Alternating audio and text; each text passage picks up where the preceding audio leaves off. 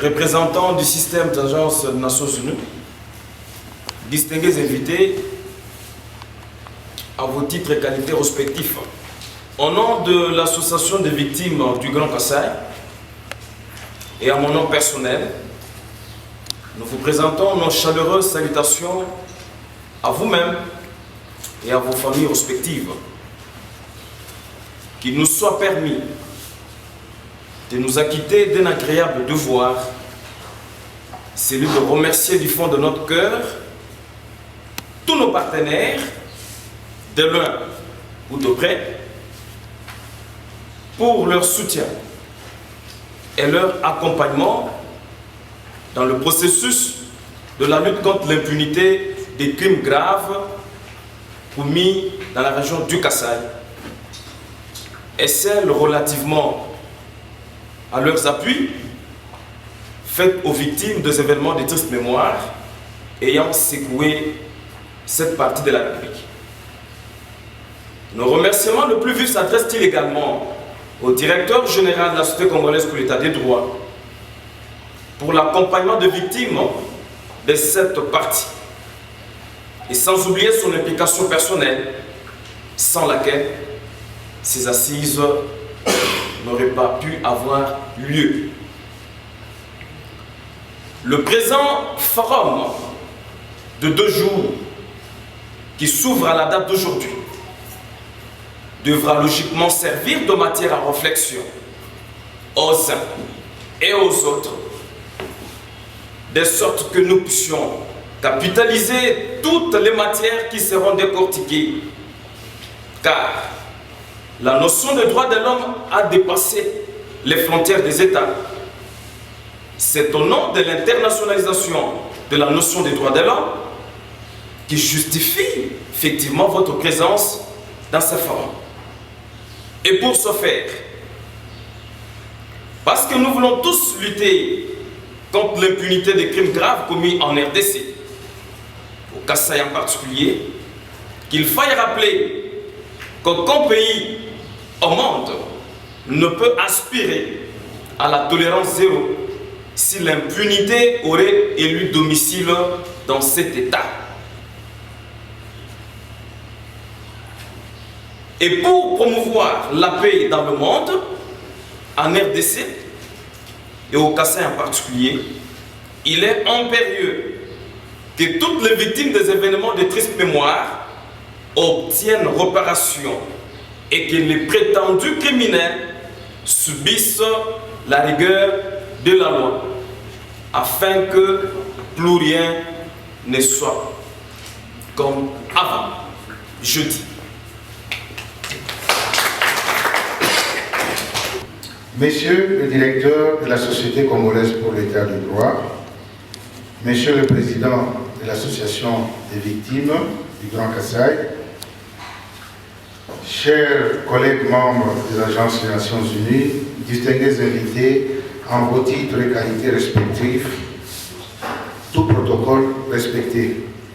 Mesdames, Mesdemoiselles et Messieurs, c'est un réel plaisir pour moi de prendre la parole au nom du Bureau conjoint des Nations Unies aux droits de l'homme, BCNDH Kananga, à l'occasion du lancement des activités dénommées Semaine des victimes de la région du Kasaï.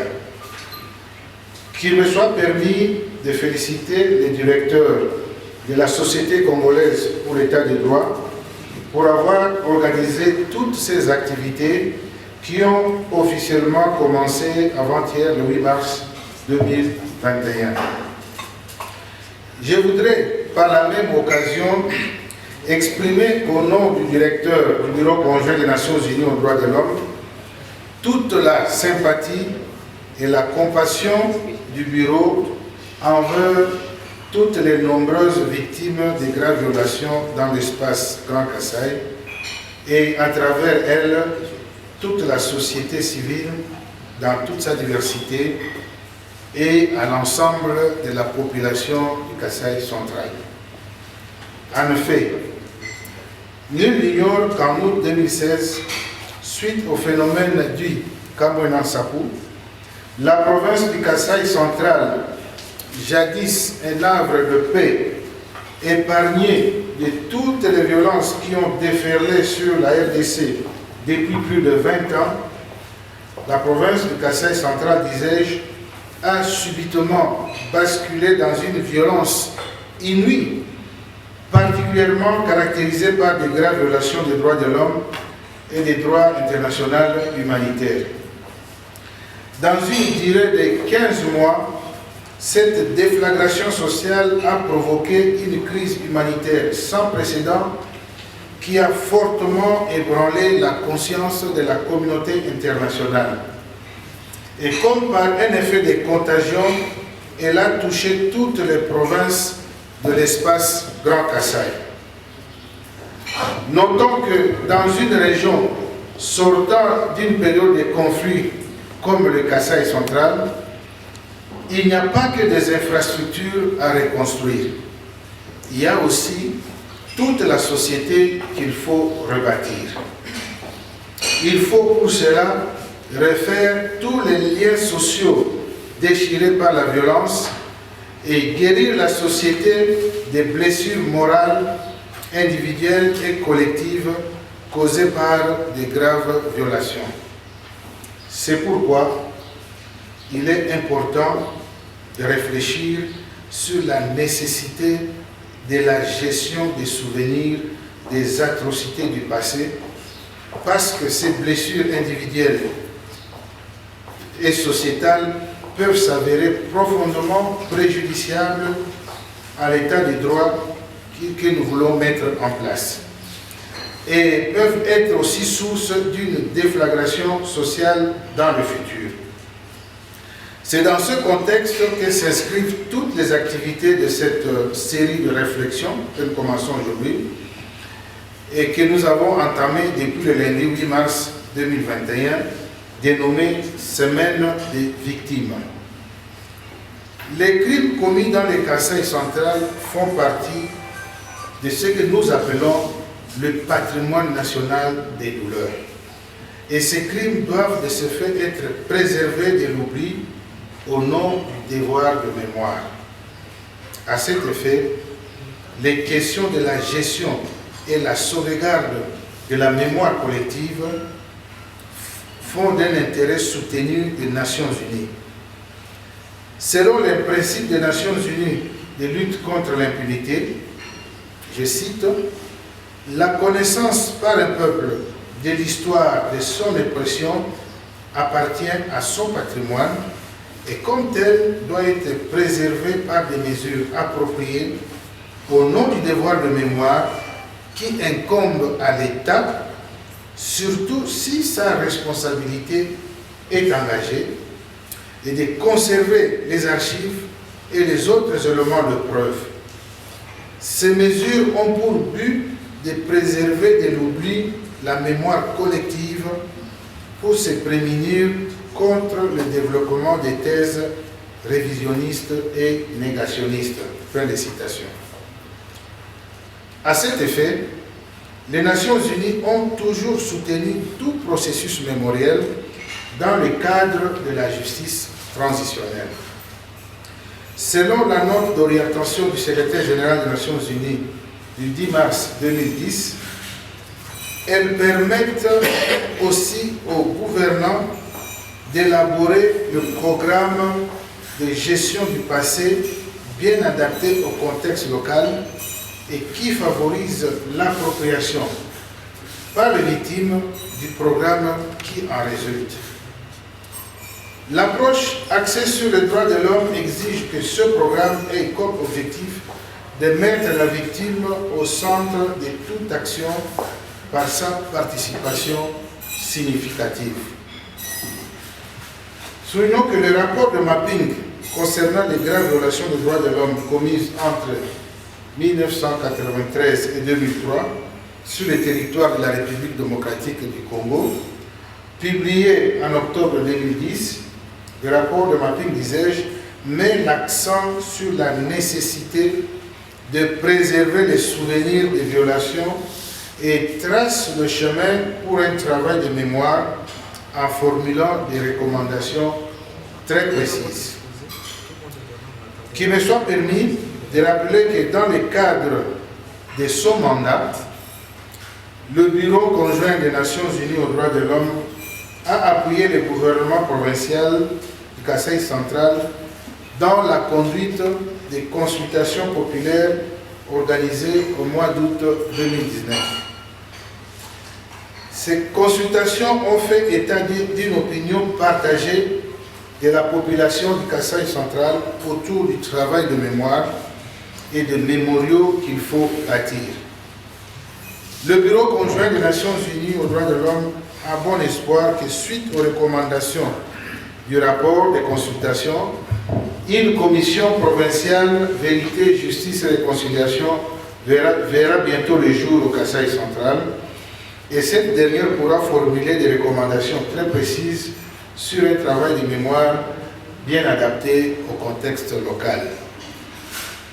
Le Bureau conjoint des Nations Unies aux droits de l'homme va organiser en ce mois de mars 2021, ici à Kananga et dans les environs, une série de sensibilisations, des formations, renforcement des capacités sur la mémoire collective, sur le travail de mémoire et les mémoriaux. Sont particulièrement visés par ces activités nos partenaires de la société civile et les victimes de graves violations et la population centre-kasaïenne dans son ensemble. Je voudrais aussi saluer la collaboration qui existe entre le Bureau conjoint des Nations Unies aux droits de l'homme et ses partenaires, notamment les victimes de graves violations et les organisations de la société civile, dont la Société congolaise pour l'État de droit. Le défi de la restauration de la paix, la réconciliation et la promotion des droits de l'homme est une tâche lourde dont l'exécution requiert le soutien de tous les acteurs nationaux et de la communauté internationale.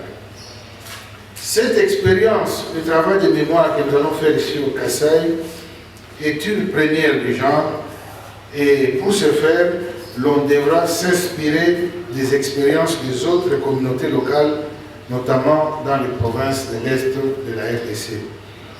Le Bureau conjoint des Nations Unies aux droits de l'homme reste disposé à accompagner la société civile centre-kassaïenne et le gouvernement du Kasaï central dans toutes ces initiatives de mémoire.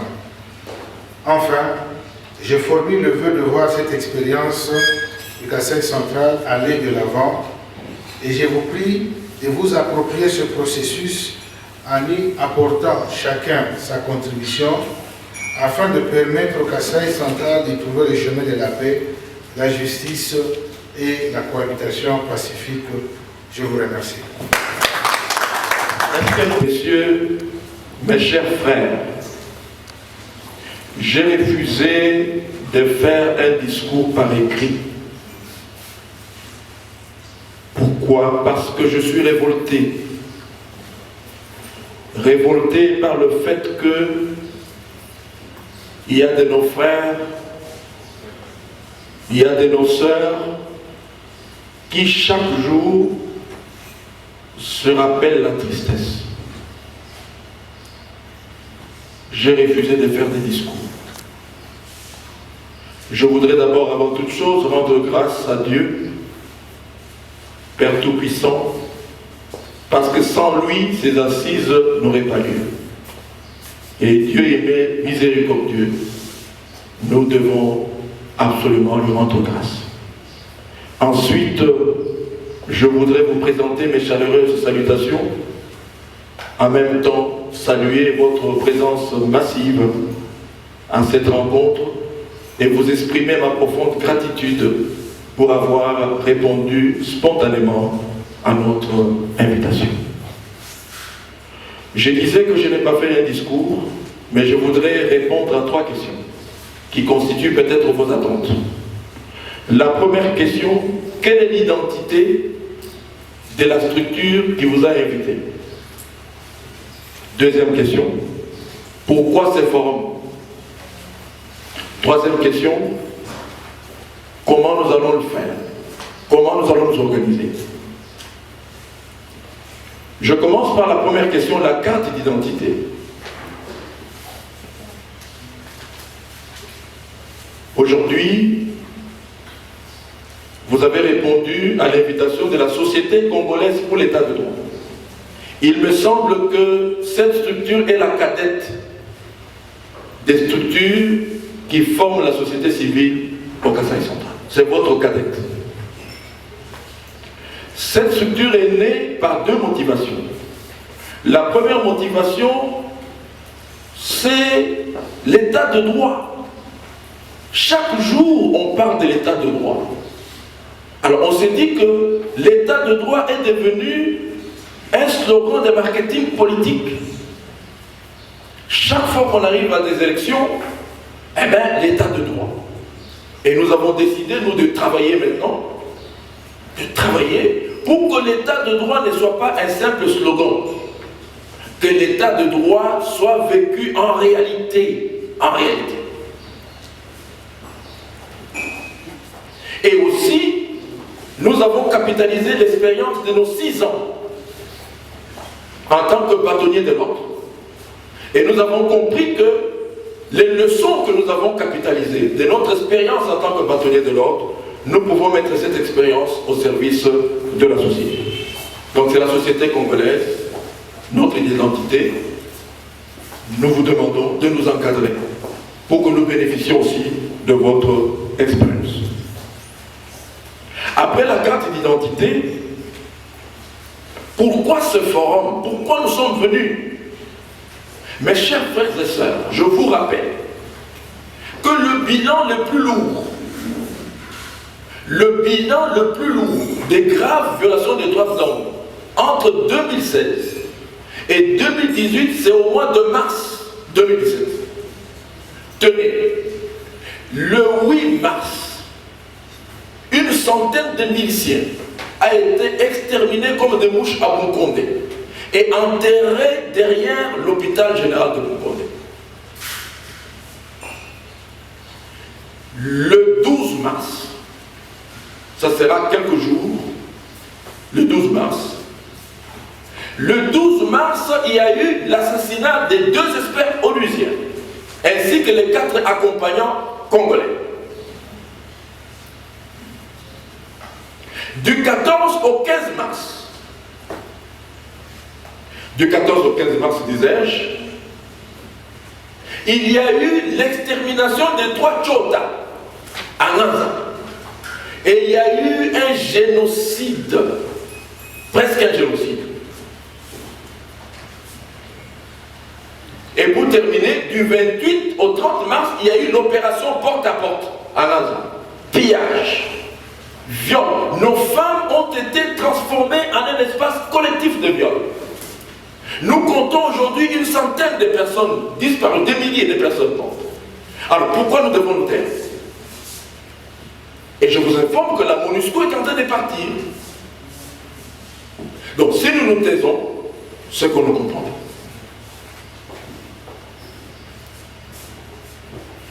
Et il y a eu les bilans les plus lourds.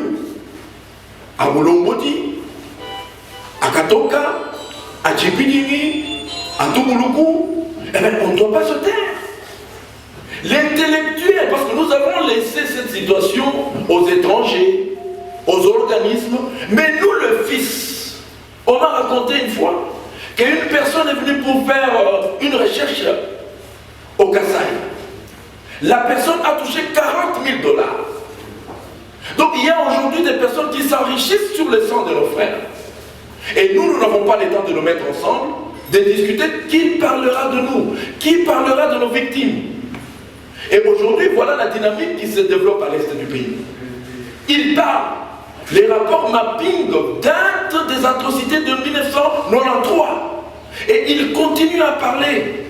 L'espace est du pays a fabriqué Dr Denis Mukwege. Aujourd'hui, s'ils tous à l'est, c'est tout le monde entier qui est secoué. Mais au Kasaï, on oublie.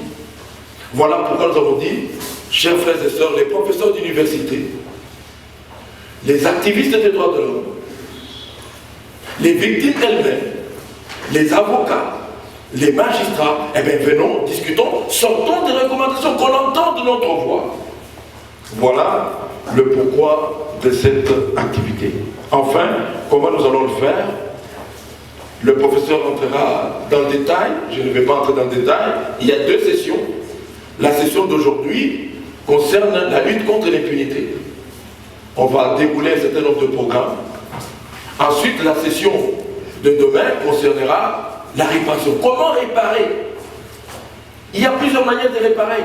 Est-ce qu'il faut attendre les réparations par des condamnations judiciaires? Mais les victimes vont mourir. Parce que le procès des onusiens, ça fait maintenant 4 ans, 5 ans. Ça ne termine jamais. Donc il faut attendre, ou alors nous pouvons faire une recommandation pour des réparations intérimaires. Comme à Kisangani, on a bénéficié de 3 millions. Est-ce qu'on peut secouer la CPI pour le fonds en faveur des victimes? Il existe. Mais si on ne parle pas, eh bien là-bas on va le regarder. Alors, quelle est la forme de réparation? Faudra-t-il des réparations dans le cadre de la justice transitionnelle? Parce que c'est possible. Et bien voilà pourquoi nous nous sommes réunis, pour voir quel est le meilleur mode de réparation à recommander par rapport à cette situation. Alors, ces 2 sessions vont connaître 4 panels. 2 panels aujourd'hui, avant midi, après-midi, et 2 panels demain. Et il y a 8 communications qui seront données de très grandes factures avec des spécialistes sur toutes ces questions-là. Et aussi, nous aurons l'honneur d'avoir la visite du coordonnateur pays du programme d'Association sans frontières Belgique, qui nous a fait honneur, qui va arriver demain, ainsi que le représentant pays du réseau africain d'accompagnement des victimes d'atrocités. Il vient de Bukavu, il était à Goma, il est arrivé hier à Kinshasa, ils vont nous arriver demain. Donc c'est un grand honneur qu'on nous fait pour qu'ensemble, avec les amis qui viennent pour nous accompagner, nous puissions élever haut et fort la voix du Kasaï central. Et entre-temps, pour terminer, monsieur le professeur, pendant que je donnais une invitation à un membre, à un participant, mais il y a une dame qui m'a fait une surprise. Elle a dit, je vais composer instantanément un cantique. Il y a 2 jours, et elle m'a surpris. Vous allez suivre ce cantique-là. C'était merveilleux. Donc nous avons des intelligences. Donc soyons ensemble, parlons ensemble, élevons la voix des victimes. Nous aurons aussi 3 témoignages des victimes. Eh bien, vous n'allez pas les voir. Avec la magie de la technique, on va les cacher. Mais vous allez suivre vous-même les victimes. 3 témoignages des victimes qui vont encore accompagner. Le professeur Albert Kaboamoela a publié cet ouvrage sur les conflits Kamana-Sapou, perspective en jeu. Il a accepté aussi de venir demain donner l'essentiel de son ouvrage. Donc voilà, c'est un cocktail scientifique très intéressant pour lequel nous attendons vos participations à travers les intelligences qui sont réunies. Si vous m'avez bien compris, dites-vous que je me suis mal exprimé. Je vous remercie. Avant de passer, vous dire.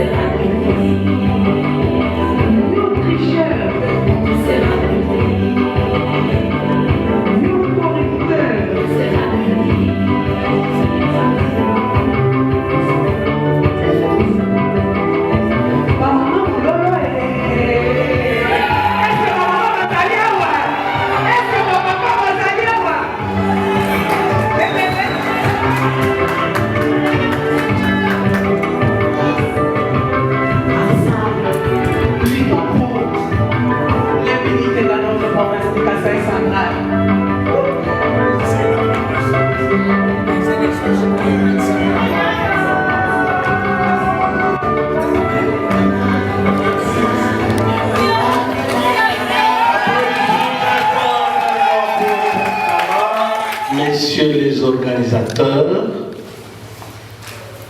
distingués invités, mesdames et messieurs, tout protocole observé. Le modérateur, je crois, a fait ce qu'il devait faire. Je n'ai plus besoin de me présenter. Je vais commencer par me jeter directement dans l'eau, parce qu'il dit qu'on a perdu déjà 35 minutes. Il m'a été demandé de vous présenter quelles sont les réponses que la justice congolaise a réservées à l'ensemble des crimes qui ont été commis dans l'espace Kasaï. La région du Kasaï. Par la région du Kasaï, il faut entendre seulement l'ex-province du Kasaï occidental, parce que je suis auditeur militaire, et pour le Kasaï central, et pour le Kasaï Chika. Je ne vais plus revenir sur des notions élémentaires, ce n'est pas un forum seulement des juristes. Je dois m'amener à la plus simple expression pour que chacun de vous, à la fin, puisse retenir quelque chose après avoir tout oublié. Et donc, quelle est la réponse judiciaire aux crimes graves commis dans la région du Kasaï? Il n'y a pas quelqu'un qui est descendu des anges du ciel. Vous êtes des témoins contemporains de ce qui s'est passé dans notre espace du Kasaï central. Et cela depuis le dernier trimestre de l'année 2016, l'ascension de l'activisme camerounais toute l'année 2017, la répression qui a suivi 2017-2018 et encore les quelques cas retardataires sur lesquels nous sommes en train d'enquêter. À ce jour, je crois que nous avons plus de 200 dossiers judiciaires ouverts pour les différents crimes commis dans l'espace du Kasaï, de notre région du Kasaï. Pourquoi nous disons que ce sont des crimes graves? Nous disons que tout ce qui a été commis est considéré comme crime grave. La gravité se mesure d'abord par rapport à l'échelle des crimes. L'échelle des crimes. Les crimes ont été commis sans distinction de sexe, sans distinction de l'âge, sans distinction d'individus. Et la gravité se mesure également par la nature de ces crimes. Je suis en train de suivre cette chanson qui jouait tout à l'heure là. J'ai senti mes cheveux trémousser. Et je remercie le compositeur parce qu'il m'a précédé. Donc j'ai senti mes cheveux se soulever. Et cette gravité se mesure aussi par la façon dont ces crimes ont été commis. Comment entre nous Congolais nous pouvons descendre plus bas pour faire ça? Il n'y a qu'une seule mort. Mais si vous tuez une personne, vous l'émiettez, ou vous lui coupez la tête, ou vous lui coupez les seins, excusez-moi, les degrés de cruauté dépassent tout entendement humain. Et la gravité se mesure aussi sur tout les conséquences de ces crimes. J'étais en Gaza, tous les mois de février 2020, il y a une victime qui m'a dit Sodawana et Biso, il faut effacer Gaza de la carte. Basala Bilangaya des Ananas. Qui a dit ça? C'est le militaire qui est entré chez moi. Et Est-ce que nous avons encore de l'espace pour faire les champs des ananas? Nous en avons beaucoup d'espace. Est-ce qu'il fallait raser tout un territoire pour faire les champs d'ananas? Ça dépasse tout entendement. Et enfin, la gravité se mesure aussi par, j'ai dit, les conséquences. Les conséquences immédiates et les conséquences futures. On a tué des enfants à fleur d'âge. On a tué même des nourrissons. Qu'on a lâché entre les mains des mamans, qu'on jetait comme un morceau de bois. Tout ça, c'est pour quel intérêt? Ces enfants qui n'ont pas encore de discernement, qui ne comprennent rien de ce qui se passe. Et d'autres personnes sont mortes sans le savoir et sans le vouloir.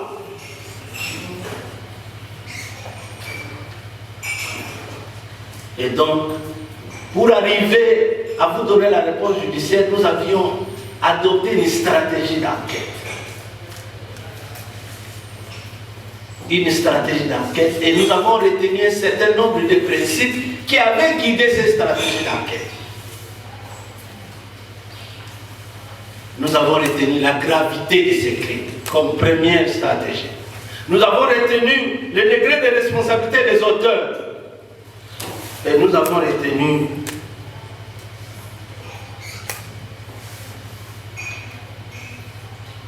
les degrés surtout de responsabilité. Qui étaient les donneurs d'ordre? En quel terme il a donné ses ordres? À qui? Quels sont ceux qui ont exécuté ces ordres? Donc voilà un peu comment nous avions essayé de travailler pour arriver au résultat. Et donc,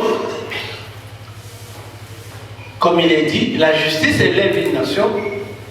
Ceci revient que l'humanité entière aspire à l'avènement d'un monde où il n'existe plus, où il existe une bonne administration de la justice.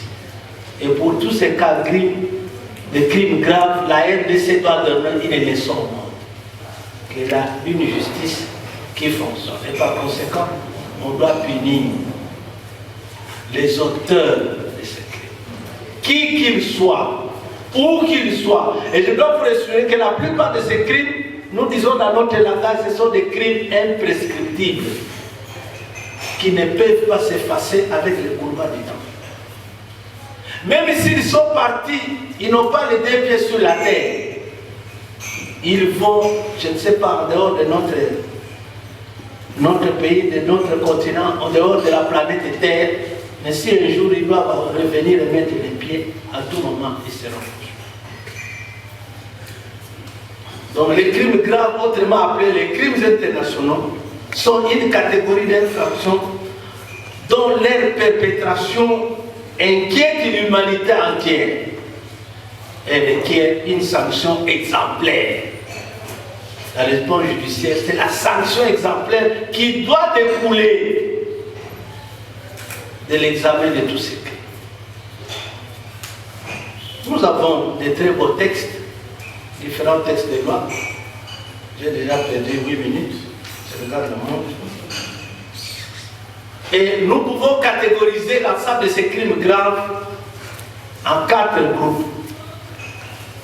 Nous avons connu les crimes de génocide, nous avons les crimes contre l'humanité, nous avons connu les crimes de guerre et enfin les crimes d'agression.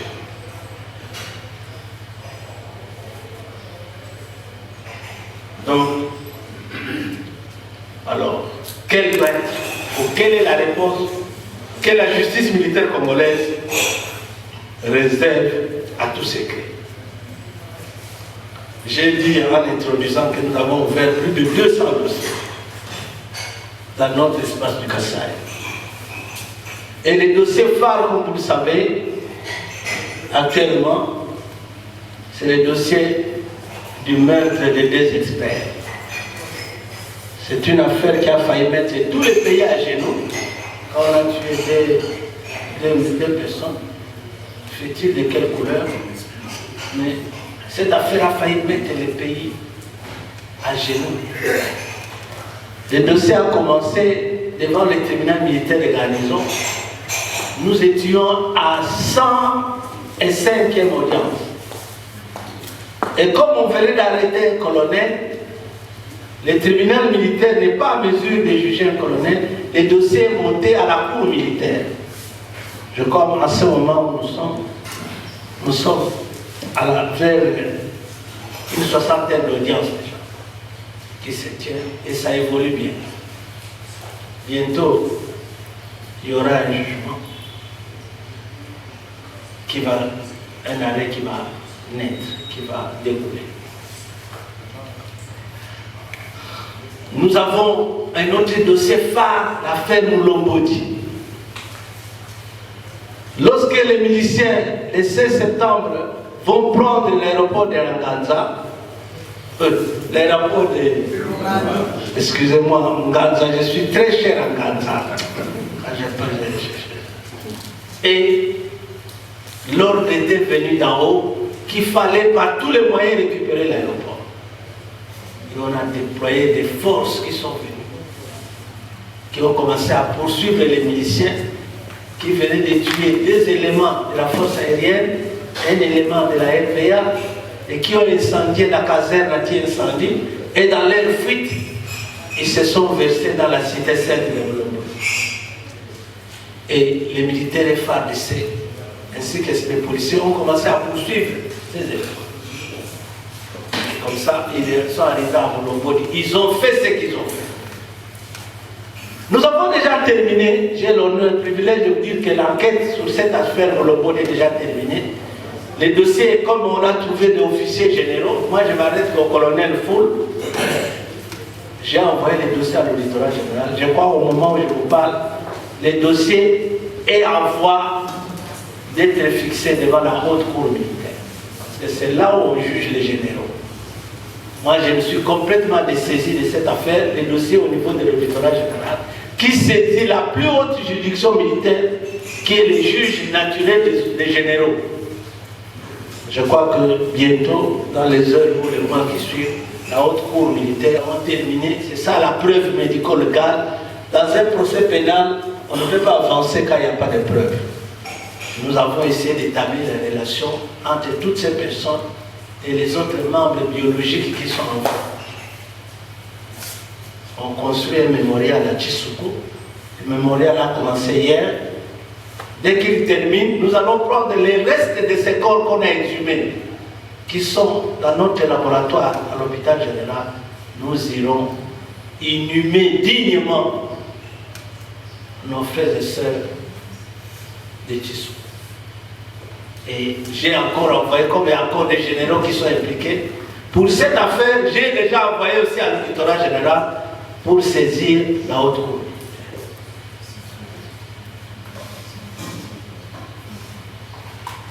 Nganza. Jamais de ma mémoire, j'ai travaillé 10 ans au Kivu, à Goma, comme auditeur de garnison. J'ai travaillé 4 ans dans la province orientale comme avocat général. Je suis rentré au Kivu, au sud Kivu, j'ai travaillé comme auditeur militaire supérieur et c'est de là que je suis venu pour venir au Kasaï. Je n'avais jamais vu une telle horreur dans la commission de crime.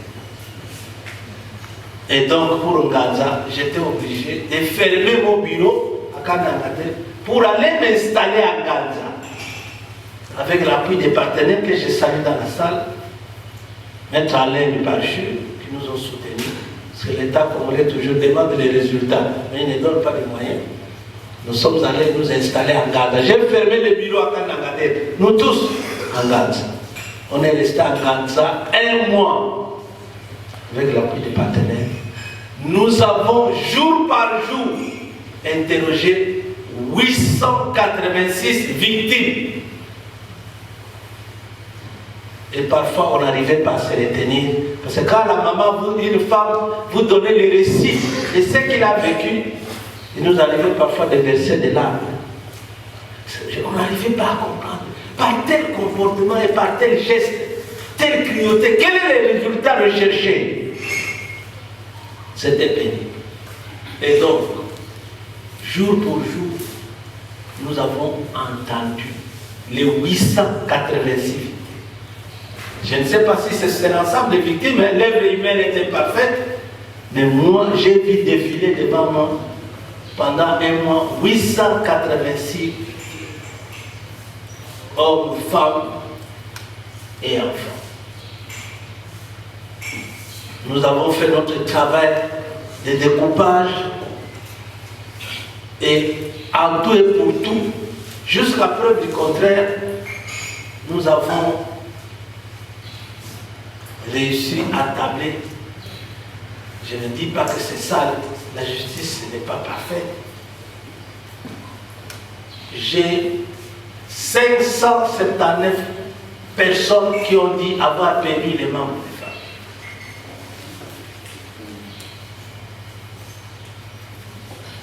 J'ai vu 129 personnes dire qu'on lui a arraché des sommes d'argent, on a fait ça. J'ai vu 200 femmes passer me dire qu'elles ont été violentées par des hommes en armes.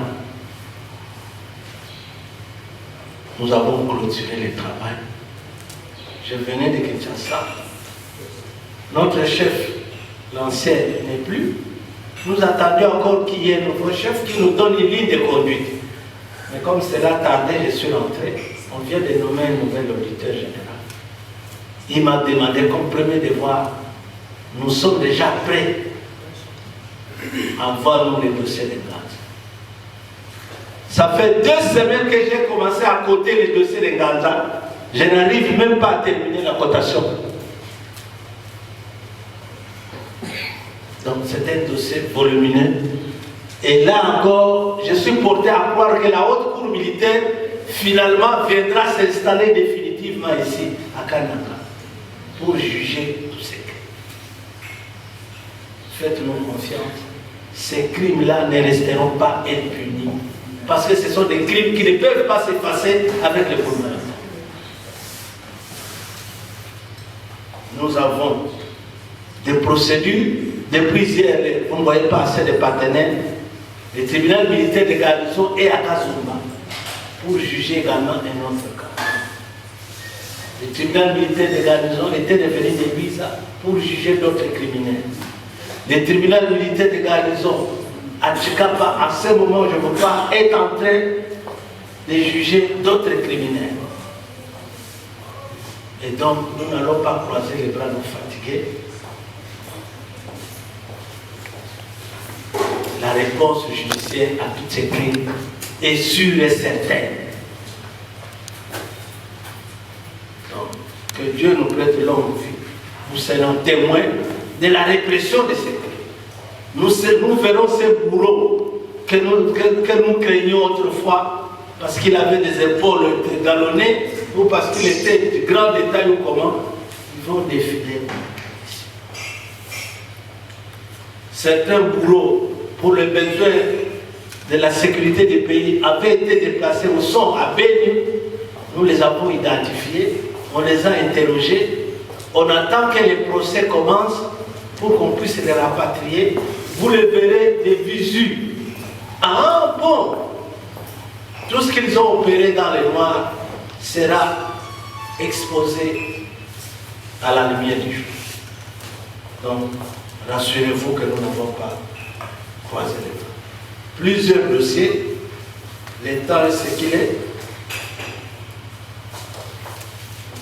Et enfin, il y a un autre dossier, cette fois charge des miliciens, l'exécution des éléments de la LENI partie de Kinshasa pour la province de Lomami, qui sont tombés à Malenga, dans la province du Kassai, qui ont été exécutés sauvagement par la milice Kamunasa. Nous sommes également en train de travailler sur cette affaire.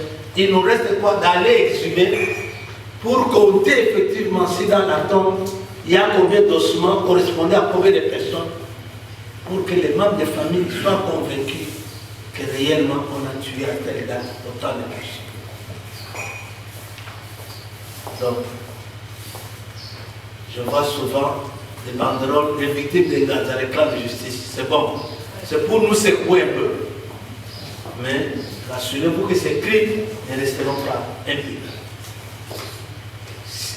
Bientôt, la haute cour militaire, la plus haute juridiction militaire, qui juge les généraux, sera à Canada pour juger tous ces crimes, tous ces criminels, tous ces gens qui ont pillé, violé des femmes gratuitement, sans raison, et qui ont tué. Vous les verrez face à face. Ah bon, c'est toi. C'est toutes les fois il y avait une question aux victimes. Pouvez-vous reconnaître cet homme ou ces hommes qui vous ont violé? Dis, mais papa, ils étaient masqués. Mais ces jours-là, à l'audience, ils seront sans masque. Vous pourrez par la voix. La mémoire va vous rappeler beaucoup de choses pour reconnaître. Sûrement, les révélations ont montré qu'il y avait des gens, des teintes sombres et lancés. Nous allons voir dans quel coin du pays où il y a des gens de telle morphologie. Nous allons les connaître. Et ces gens-là, vous les verrez. S'ils n'arrivent pas en vertu de la responsabilité du commandant ou du chef, vous verrez les donneurs d'ordre ici. Qui qu'ils soient, vous les verrez ici.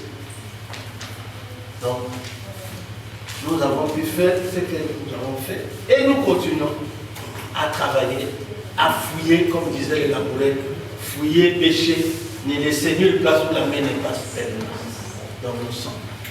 Nous attendons de vous, parce que les lames commandent à se délier, ce n'est pas dans notre coutume du Kassai d'aller dénoncer, mais nous attendons de vous votre contribution. Si vous connaissez qu'il y a un criminel qui continue à circuler, nous allons vous donner le numéro de téléphone. Appelez-moi à n'importe quel moment. Nous allons nous occuper. Donc, personne, assurez-vous, ne restera impuni. Mais tout ce travail a été fait au prix de plusieurs difficultés. Parce que comme je l'ai dit, il n'y a aucun représentant du pouvoir dans ça. Notre État n'a toujours attendu que des jours. Et tout ce travail que nous avons réalisé, que nous continuons de réaliser, ça fait la force du partenaire. Le bureau conjoint des Nations Unies aux droits de l'homme, les PNUD, plusieurs partenaires qui nous appuient, jusqu'à nous donner même un stylo et un papier. Depuis que je suis là 4 ans, je n'ai jamais reçu un franc de frais de fonctionnement pour faire le travail comme ça. J'étais à Bukavu, en tout cas chaque mois je recevais quelque chose. Je recevais du carburant. Je me promène à pied, je suis venu à pied. Un vieux véhicule de, je ne sais pas de quelle année, complètement. L'État, il me donne un mandat, va au Kassai.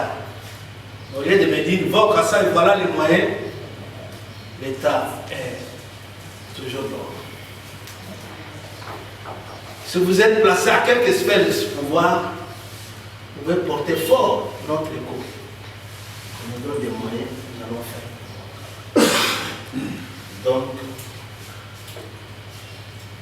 j'ai commencé par vous dire quelle est la réponse judiciaire. Je vous ai donné un échantillon des différents cas graves, des crimes graves qui ont été commis dans l'espace Kassai. Je vous ai dit pourquoi nous avons appelé ces cas graves. Je vous ai donné les critères. Et pour arriver à déterminer ces cas graves, nous avions adopté une stratégie d'enquête. Et cette stratégie répondait sur certains critères. On n'est pas allé à ordre dispersé. Sur la base de ces critères, nous avons fait ce qu'on a fait. Et tout ce travail s'est réalisé avec l'appui des partenaires extérieurs. Le gouvernement congolais n'a encore rien à dire. Et donc, je resterai à votre disposition pour d'éventuelles questions. J'ai pensé qu'on a commencé à l'état, j'ai fait l'économie. Au résultat attendu, les bailleurs de fonds, la communauté internationale dont la RDC membre appuie ces enquêtes. Et je crois que c'est très fort, avec 200 dossiers, mais quelques dossiers pendants. Et vous avez compris que tout commence par les dossiers des experts. Et les 4 qui ont accompagné les experts, il va nous dire, mais on s'attaque plus aux 2 experts.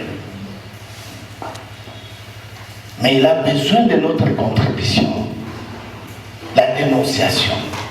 Nous connaissons dans nos quartiers les anciens miliciens que nous connaissons, c'est ce qu'il nous dit. Si nous voyons ces gens-là vivre aisément, librement, il nous invite à dénoncer pour que la réponse judiciaire nous attendons soit là. Quelle que soit la longueur de la nuit, le jour finit par, le soleil finit par paraître. Et c'est sur cette note-là que nous allons encore applaudir Jean-Blaise Colbert. Voici la dialectique. Je voudrais d'emblée remercier de tout cœur Monsieur le leader supérieur, militaire supérieur. Moi je suis en train de me demander souvent quand je l'entends parler l'énergie qu'il déploie mais dépasse. C'est une énergie très forte d'une personne déterminée, d'une personne engagée. Et je dois vous avouer que vers la fin de l'année 2020, il avait déjà obtenu une mutation. Il allait à Kindu. Mais sa hiérarchie a souhaité qu'il reste. Qu'il reste parce que, vous voyez, le changement, le flottement qui aurait dû intervenir aurait dû poser beaucoup de problèmes. Et lorsque j'ai appris la nouvelle de sa mutation, personnellement, j'étais malade parce que j'ai fait partie des avocats qui sont dans les collectifs de ceux qui défendent toutes ces victimes. Mais Dieu merci, il est là. Et pas plus qu'hier, il est allé en congé à Kinshasa. Alors là, j'étais encore malade. Je me dis, est-ce qu'il ne profite pas de ce congé pour aller pour de bon? Et après 2 jours, je l'ai appelé pour dire, mais calmez-vous, je vais revenir. Alors là, il nous revient, c'est une très bonne chose. Je vais essayer de compléter, ça c'est la première chose, donc compléter les informations, et ensuite passer directement à l'évaluation. Comment on évalue cette réponse judiciaire?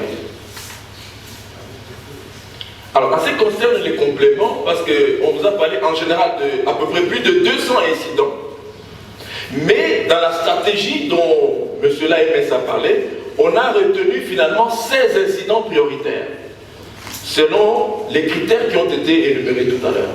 Donc plus de 200, on ne peut pas tout faire, mais sur base des critères qui constituent la stratégie de poursuite et d'enquête, on a finalement retenu 16 affaires prioritaires. Et vous comprenez d'emblée que sur les 16 affaires prioritaires, il n'a cité que Moulombodi, Ganza, Chisuku, voilà. Mais sur 16, vous imaginez déjà là où je vais par rapport au dossier déjà avancé.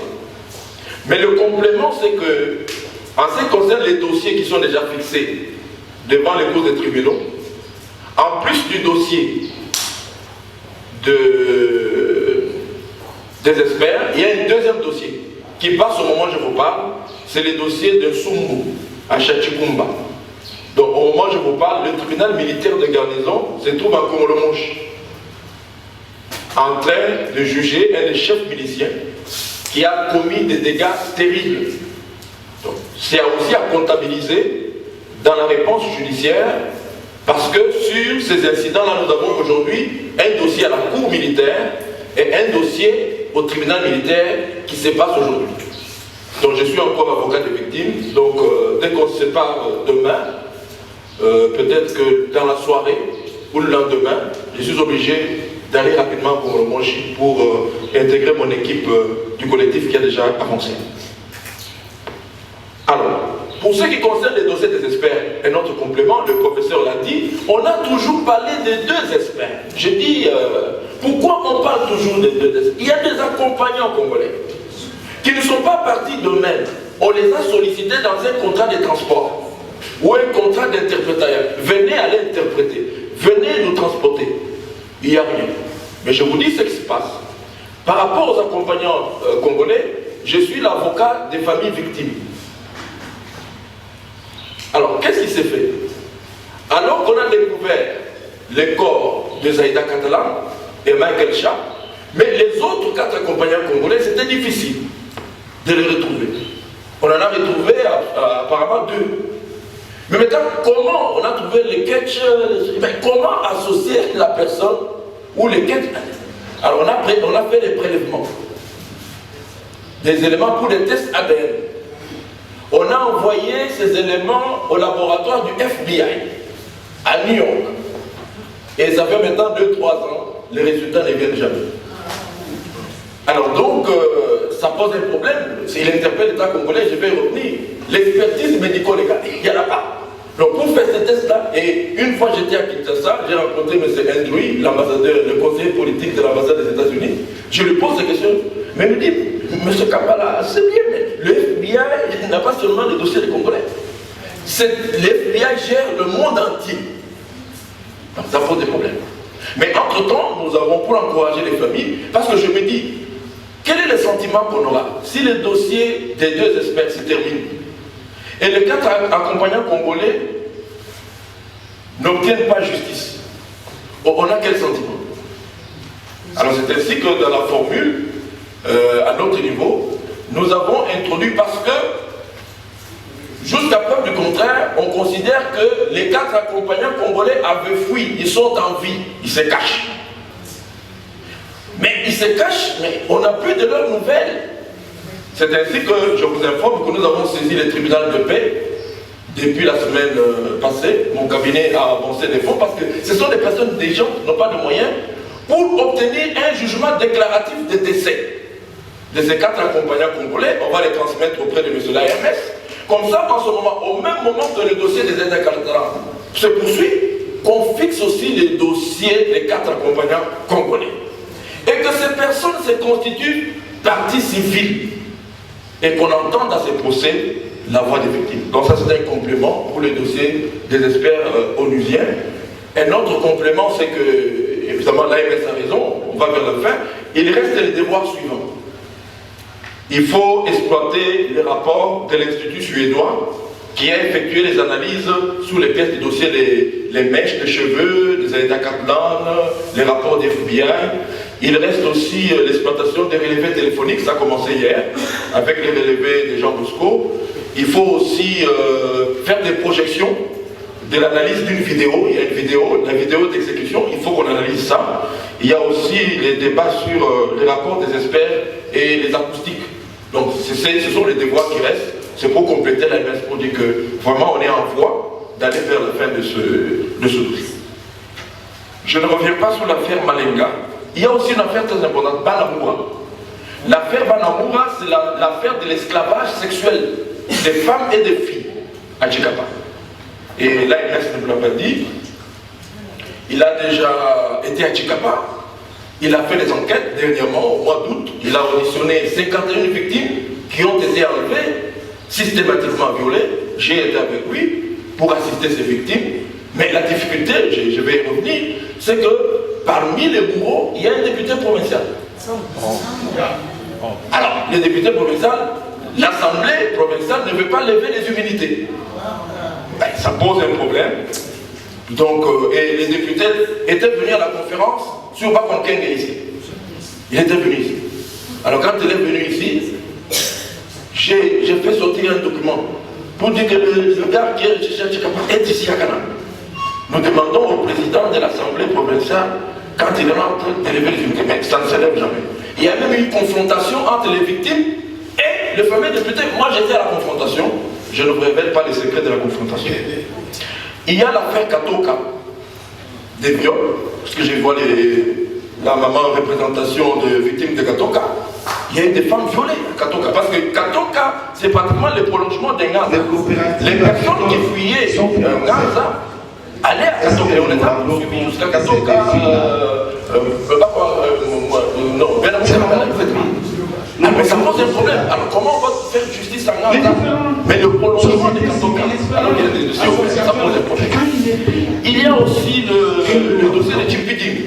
Tchipiding, c'est le prolongement de Moulombodi. Parce que lorsqu'on a fait l'incursion en Moulombodi, les gens ont fui vers Tchipiding. On les a poursuivis jusqu'à Tchipiding. Donc ça pose aussi un problème parce que ces dossiers auraient dû faire bloc ensemble. Il y a le dossier de Bayamba. Bayamba, c'est le dossier de l'assassinat des 4 inspecteurs de l'SPSP. On n'en parle pas beaucoup. Ces inspecteurs ont disparu. Il faut qu'on en parle, le dossier de ces inspecteurs. C'est dans les territoires de Kazumba. Il y a aussi le dossier de Luebo. 2 dossiers, Luebo territoire et Luebo Lulengre. Avec l'incendie de l'archidiocèse, avec la décapitation.